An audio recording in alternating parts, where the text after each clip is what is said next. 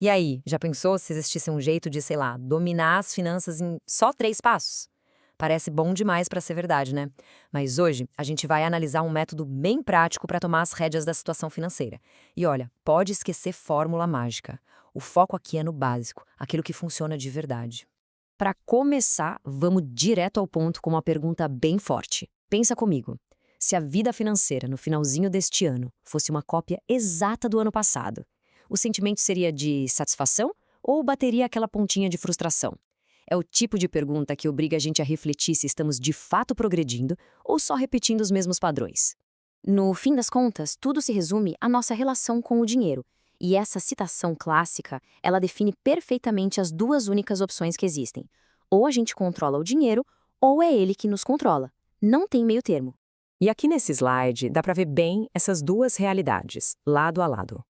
De um lado, o dinheiro como mestre. As decisões são tomadas com base no medo, na dívida, naquele ciclo sem fim de trabalhar para pagar a conta. Do outro, o dinheiro como servo, uma ferramenta que traz liberdade, paz de espírito e, principalmente, poder de escolha. O nosso objetivo, claro, é pular da primeira coluna direto para a segunda. Ok, então como a gente faz essa transição, né? Bom, tudo começa com o primeiro passo, que é a base de absolutamente tudo. E o que é essa tal de clareza financeira? Significa ter controle total, 100% do dinheiro. Não é 80%, não é 90%. É saber de onde vem cada real e, mais importante ainda, para onde cada real está indo. Sem isso, qualquer outra coisa que a gente tente fazer fica meio inútil, sabe? E olha, não precisa ser nada super complicado. Como dá para ver nesse modelo simples, a ideia é só listar tudo que entra de um lado e tudo que sai do outro.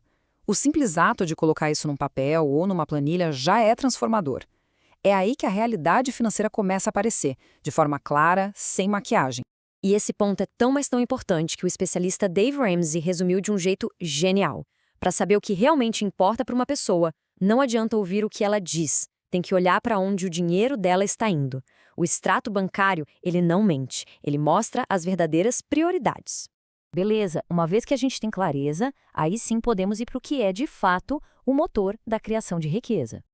Então, a sacada é essa aqui. O grande segredo para construir patrimônio é simplesmente aumentar a diferença entre o que se ganha e o que se gasta. É nesse espacinho, nessa sobra, que nasce o dinheiro para investir, para quitar dívidas, para realizar sonhos. É aqui que a mágica acontece de verdade. E esse gráfico aqui, nossa, ele revela uma verdade que choca muita gente. Olha só a pessoa A. Ganha 3 mil, mas vive com 2 mil e consegue guardar 1.000 todo mês. Agora, a pessoa C tem uma renda de 7 mil, mas gasta 9 mil, ou seja, está fazendo uma dívida de 2 mil todo santo mês. Por fora, quem parece viver melhor, a pessoa C, claro, mas quem está de verdade construindo um futuro sólido? Financeiramente, a pessoa A está muito, mas muito na frente. Isso só reforça a ideia central. A riqueza não é sobre o quanto se ganha, mas sim sobre o tamanho da diferença entre o que entra e o que sai. Essa sobra, essa folga, é a principal ferramenta de construção de patrimônio. Certo. Então já temos clareza e já estamos focados em aumentar a diferença. Mas como garantir que isso vai acontecer sempre, mês após mês, sem falhar? É aí que entra o terceiro e último passo. O segredo aqui é inverter a lógica que a maioria das pessoas usa. Em vez de gastar e depois ver se sobra algo para guardar, o processo é o contrário. Assim que o dinheiro cai na conta, a primeiríssima coisa a fazer é separar a parte dos investimentos.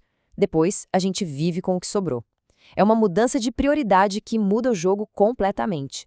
E essa ideia não é nenhuma novidade, viu? É uma sabedoria que existe há séculos, como foi lindamente colocada no livro clássico O Homem Mais Rico da Babilônia. A simplicidade dessa regra é o que a torna tão genial e poderosa. E essa citação nos dá um ponto de partida perfeito e bem fácil de lembrar. 10%. Para quem não sabe por onde começar, a meta é simples, guardar 10% de tudo que entra.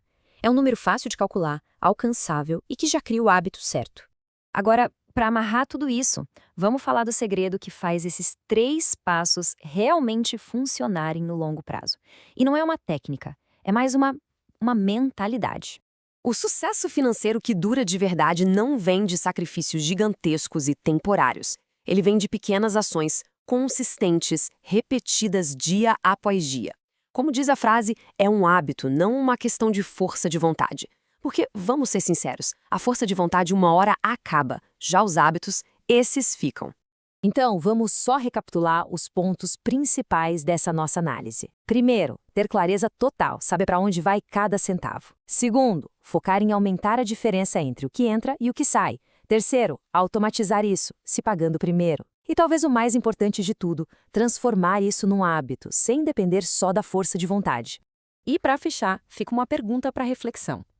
Não é sobre mudar a vida inteira da noite para o dia. A questão é: qual pequeno hábito financeiro, por menor que pareça, poderia ser iniciado hoje para começar a construir um futuro totalmente diferente?